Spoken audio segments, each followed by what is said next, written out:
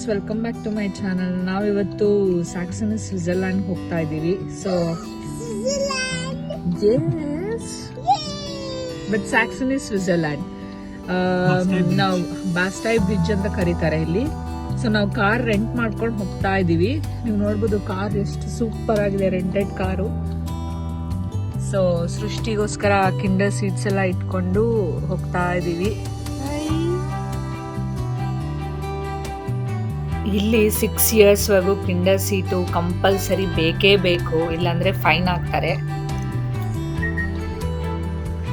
ಈ ಬ್ರಿಡ್ಜ್ ಬಂದು ಡ್ರೆಸ್ಡೆನಿಂದ 40 kilometers ಆಗುತ್ತೆ. ಕಾರಲ್ಲಾದರೂ ಹೋಗ್ಬೋದು, ಬಸ್ಸಲ್ಲಾದರೂ ಹೋಗ್ಬೋದು ನಾವು. ಹಾಗೆ ಇದ್ರದ್ದು ಎಂಟ್ರೆನ್ಸ್ ಕೂಡ ಫುಲ್ ಫ್ರೀ ಆಗಿದೆ, ಏನು ಪೇ ಮಾಡೋ ಹಾಗಿಲ್ಲ, ಏನೂ ಇಲ್ಲ. ಈ ಬ್ರಿಡ್ಜ್ ಬಂದು ಎಲ್ಬೆ ರಿವರ್ ಇಂದ 140 meters ಹೈಟ್ ನಲ್ಲಿದೆ. ಎಲ್ಬೆ ರಿವರ್ ಫುಲ್ ಡ್ರೆಸ್ಡೆನ್ ಕವರ್ ಆಗುತ್ತೆ.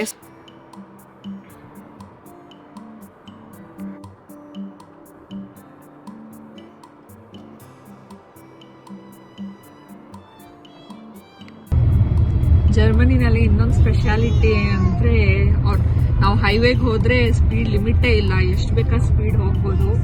ಬಟ್ ನಾವು ಫಸ್ಟ್ ಟೈಮ್ ತೊಗೊಂಡು ಹೋಗ್ತಿರೋದ್ರಿಂದ ಸ್ವಲ್ಪ ಸ್ಪೀಡ್ ಮೇಂಟೈನ್ ಮಾಡ್ತಾ ಇದ್ದೀವಿ.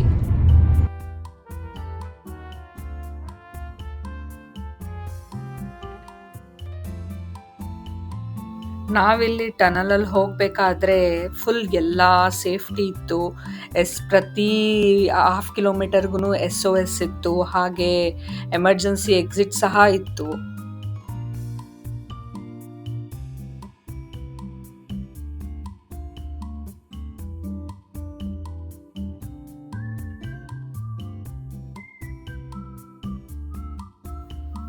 ಈವನ್ ಬೆಸ್ಟ್ ಟೈಮಿಂಗ್ಸ್ ಅಂತಂದರೆ ಇಲ್ಲಿ ವಿಸಿಟ್ ಮಾಡೋಕ್ಕೆ, just to avoid crowds, early morning ಹೋಗ್ತಾರೆ ಕೆಲವೊಬ್ಬರು ಬಿಫೋರ್ 9 AM. ಅದು ಬಿಟ್ಟರೆ ಆಫ್ಟರ್ನೂನ್ ಹೋಗ್ತಾರೆ.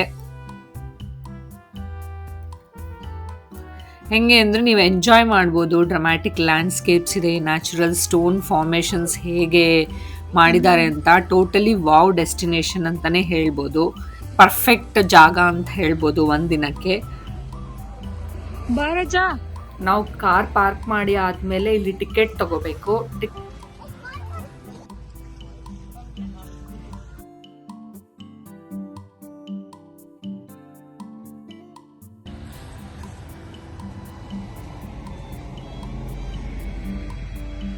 ಫೈನಲಿ ಇಲ್ಲಿ ಬಂದು ರೀಚ್ ಆದ್ವಿ. ಸೊ ಇಲ್ಲಿ ವಾಕ್ ಮಾಡ್ತಾ ಹೋಗಬೇಕು. ಬನ್ನಿ ಹೋಗೋಣ. ಸ್ವಲ್ಪ ದೂರ ನಡ್ಕೊಂಡು ಹೋದ್ವಿ. ನಡ್ಕೊಂಡು ಹೋಗಿದ ತಕ್ಷಣ ಅಲ್ಲಿ ಒಂದು ಸ್ವಲ್ಪ ಬಿಯರ್ ಗಾರ್ಡನ್ ಆಗಿರ್ಬೋದು, ತಿನ್ನೋ ಐಟಮ್ಸ್ ಇರ್ಬೋದು, ಮತ್ತು ವಾಶ್ರೂಮ್ಸ್ ಆಗಿರೋದು ಎಲ್ಲ ಇತ್ತು. ಸೊ ಅದಾದಮೇಲೆ ನೆಕ್ಸ್ಟ್ ನಡ್ಕೊಂಡು ಹೋಗಬೇಕು. ನೀವು ಹೋಗ್ತಿದ್ದೀರಾ ಅಂದರೆ ವೇರ್ ಕಂಫರ್ಟಬಲ್ ಕ್ಲಾತ್ಸ್, ಹಾಗೆ ನಾನ್ ಸ್ಲಿಪ್ಪರಿ ಫುಟ್ವೇರ್ ಇದ್ರೂ ಓಕೆ. ಕಿಡ್ಸ್ ಇದ್ದರೆ ಒಂದು ಸ್ವಲ್ಪ ಸ್ನ್ಯಾಕ್ಸ್ ಏನಾದರೂ ಕ್ಯಾರಿ ಮಾಡಿ. ಅಲ್ಲಿ ಇದೆ, ಬಟ್ ಸ್ಟಿಲ್ ಆದ್ರೂ ನೀವು ಹೈಕ್ ಮಾಡಬೇಕಾದ್ರೆ ಏನಾದರೂ ಬೇಕು ಅಂದರೆ ಯೂಸ್ ಆಗುತ್ತೆ ಅಷ್ಟೇ. ವೆದರು ತುಂಬ ಚೆನ್ನಾಗಿತ್ತು ನಾವು ಹೋದಾಗ. ಸ್ವಲ್ಪ ಕ್ರೌಡ್ನೂ ಇತ್ತು.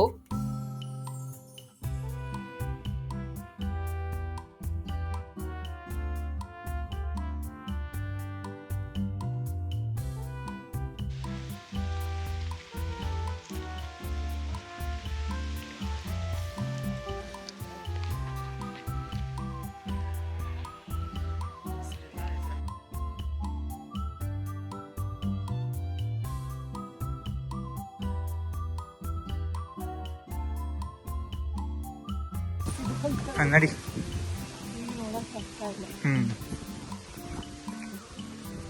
ಇಲ್ಲೇ ಐತಾಳ ನಾ ಎಲ್ದು.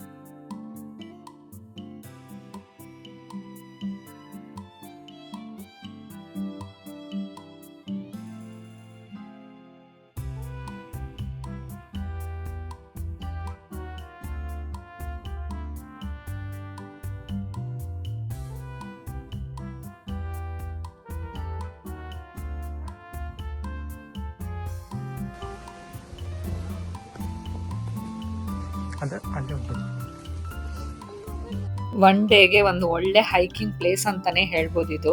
ಎಲ್ಲ ಎಂಜಾಯ್ ಮಾಡ್ತಾರೆ. ಹಾಗೆ ವ್ಯೂನು ಸಹ ಎಂಜಾಯ್ ಮಾಡ್ತಾರೆ ಎಲ್ಲರೂ.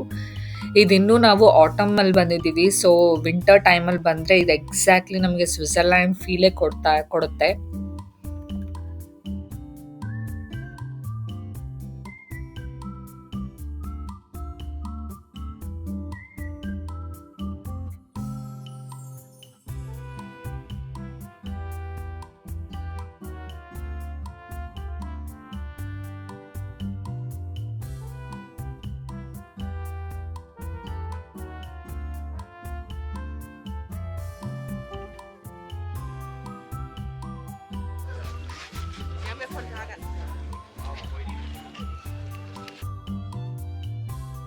ಅಷ್ಟೆಲ್ಲ ಅಡ್ಡಾಡಿ ಬಂದಮೇಲೆ ಫುಲ್ಲು ಸುಸ್ತಾಯಿತು, ಫುಲ್ ಹಶ್ವಾಗಿತ್ತು.